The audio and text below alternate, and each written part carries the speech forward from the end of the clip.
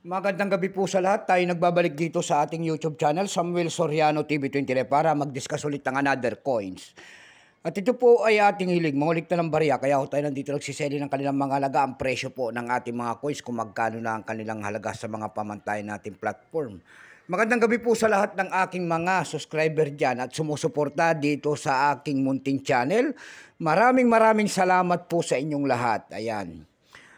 At tayo nagbabalik ulit dito sa atin. At magandang gabi po sa ating mga kolektor dyan at mga numismatis po. Ayan, maraming salamat sa inyo. Ayan po, yung mga napapadaan po at nakakapanood ng aking munting channel. Maraming salamat po sa inyong lahat. Ayan po. Meron na naman tayong pag-uusapang pera po, ayan. Pera po ito, perang papel po ng Pilipinas ang ating pag-uusapan, 5 pesos po, ayan.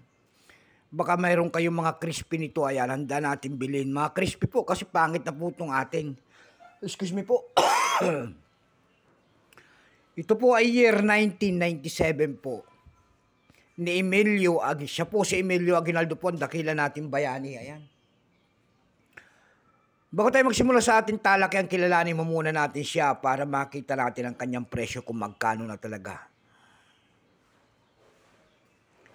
Issue po, Central Bank of the Philippines. Period dito, Republic, 1946. Up to date po nito. Type, Standard Banknote. Years, 1995 hanggang 1997. Value nito, 5 pesos. Currency piso, 1967 up to date po. Ayan, composition niyan ay paper cotton. May haba itong 160 by 66 mm. Hugis po niyan ay rectangular po. Ayan. Itinigil naman ang paggamit sa perang papel na ito ng Pilipinas noong December 31, 2017. Number N-20738. Reference number F-180. Ito pong year 1997, no percent po yan. Ayan. Kung ilang piraso naman ang ginawa sa barya ng Pilipinas, perang papel ng Pilipinas sa hawak natin, kung ilang piraso po, ito po ay 303 million piraso lamang. May presyo po yan doon sa ating numista.com. Excuse me po.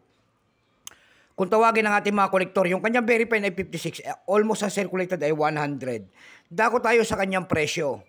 Doon sa ating eb.com na platform po, mayroon tayong nakita nagbebenta doon ng $16 nito.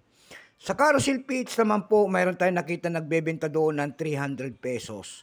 Nasundan po ito ng 250 pesos. Ang pinakamalit po ay 150 pesos na. Ayan, baka meron kayong mga ganito po. Ayan.